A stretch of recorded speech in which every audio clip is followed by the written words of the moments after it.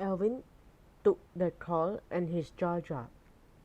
"You found Romeo?" he gasped as he listened to Azizu's breathless voice. "Where?" Sergeant Su stared in amazement. "Don't move, Azizu. We'll be right there. We're with Sergeant Su now." He rang off and grinned at Sergeant. "Well, Sergeant Su, what were you saying?" "Romeo's at 49 Half Moon Street." 5 police cars sped through the district of derelict buildings, their lights flashing but their sirens silent.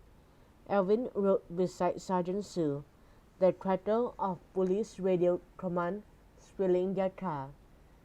His other investigators followed behind the police van. The sergeant gave orders for Half Moon Street to be sealed. Police cars blocked either end of the street. Alvin pointed ahead to where Azizu waved from the doorway of number 49. Sergeant Su's driver put him inside. "Is Romeo still inside?" Sergeant Su wanted to know as he leapt from the car. Azizu nodded and led the way upstairs. But as they approached down the corridor, Azizu's heart tightened. The door with the peephole hung open its hinges. The padlock had been removed from the bolt. The room beyond was empty. Sergeant Su's face reddened with rage. "Azizu, is this some kind of a joke?" "No, sir." Azizu shrugged helplessly as the others gathered around. "He was tied up inside. I saw him. I talked to him. I said I was going to get the police." Sergeant Su let out a disappointed sigh. "How long were you away?" "Well, I had to walk 10 minutes before I found a shop with a phone," Azizu explained. "Then I came straight back." "But how would they know you found Romeo?" Rafe wondered aloud. "Maybe someone heard you making that call from the shop," suggested Mas. "But it was empty," groaned Azizu. "The shopkeeper and I were the only ones there." "Sergeant, we found something," thought one of the detectives working inside the room. He stepped into the corridor and held up a plastic evidence bag. Inside was a lock of purple hair. A moment later, another detective joined him. "Looks like a wire of some kind," he mused, holding up a bag containing a mysterious twist of thin purple fiber. "No, it's a guitar string," cried Azizu. He had a guitar on the floor beside him. "Sir, over here," shouted another detective. His torch beamed down on 2 spots of blood on the floor. "That must have happened when they moved him." Azizu looked up at Sergeant Su.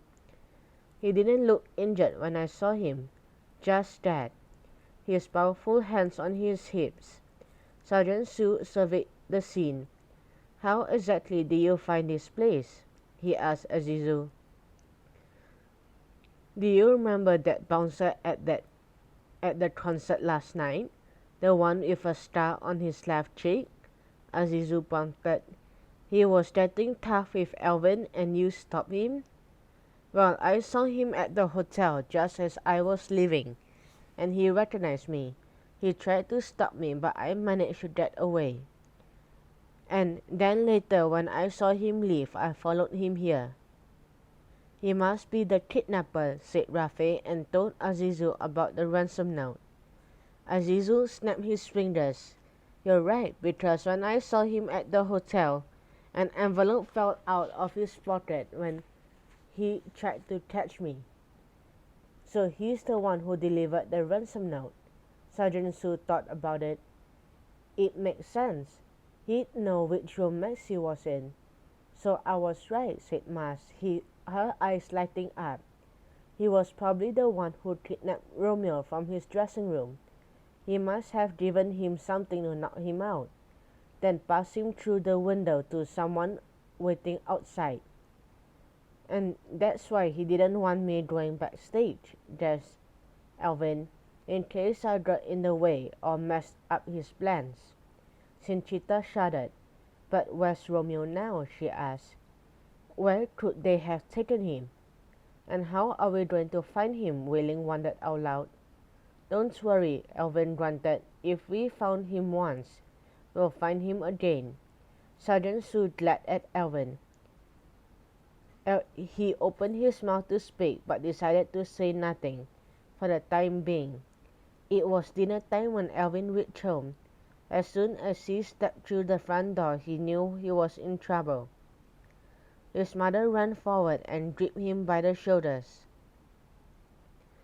Alvin, what have you been doing? She demanded. Sam was very worried about you today. Sam? Alvin repeated blankly. Who's Sam? Suddenly he snapped his fingers. You don't mean Sergeant Sue, do you? His mother's face reddened. She abruptly turned away and paced to the window. Her voice sounded very controlled. You said you were involved in a kidnapping case. She swung round. Don't you understand how dangerous kidnappers are? If they are caught, they face a life in prison. They wouldn't think twice of killing you or your friends if you got in their way.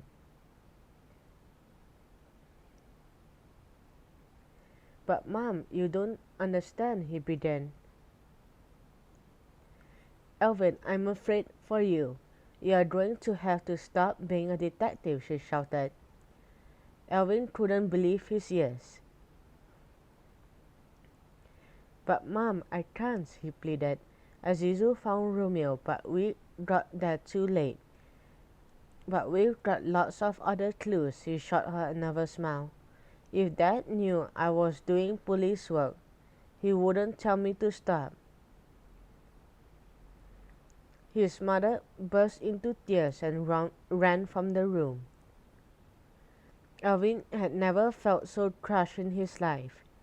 When Rocky, Frankie, and Maxie returned to the hotel, they went straight up to Maxie's room. Frankie slammed the door behind them. Okay, man, what's really going on here? He accused Maxie.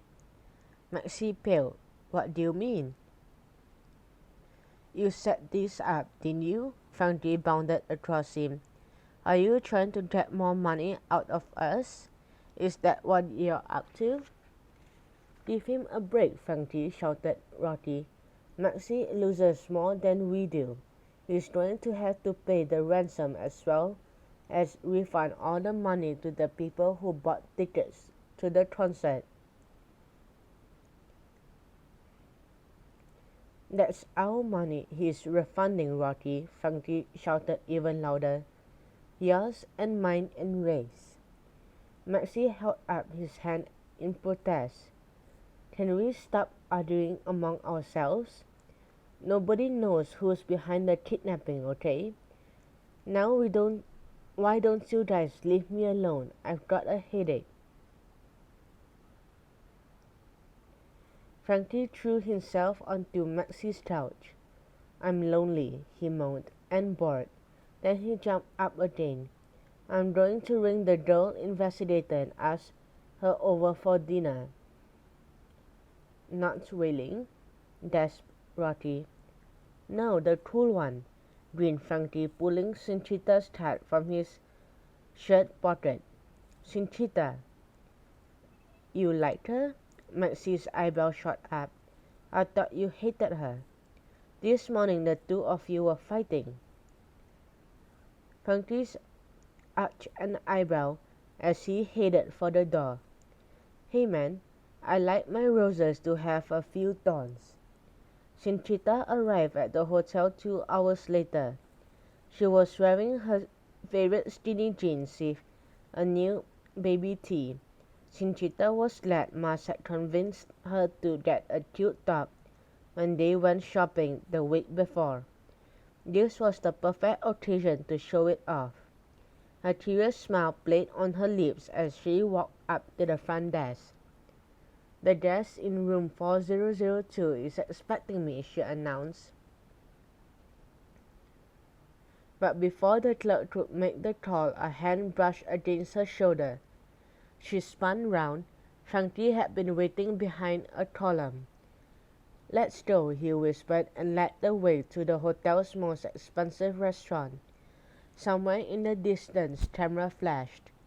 Frankie was wearing a sloppy t-shirt and cotton slacks that Cinchita knew must have crossed the earth in Hollywood. A stylish leather tote bag swung on a strap from one shoulder.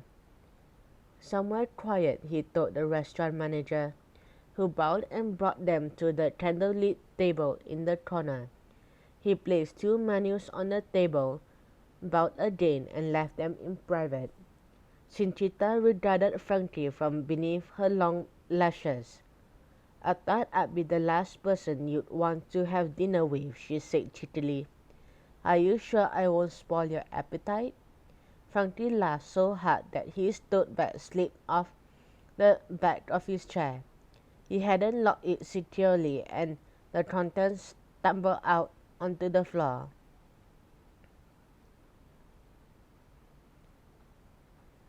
Cinchita glanced down with a giggle and froze. A pair of scissors had fallen out, along with some headlines cut from a newspaper.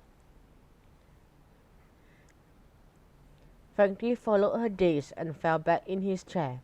When their eyes met, Frankie looked terrified.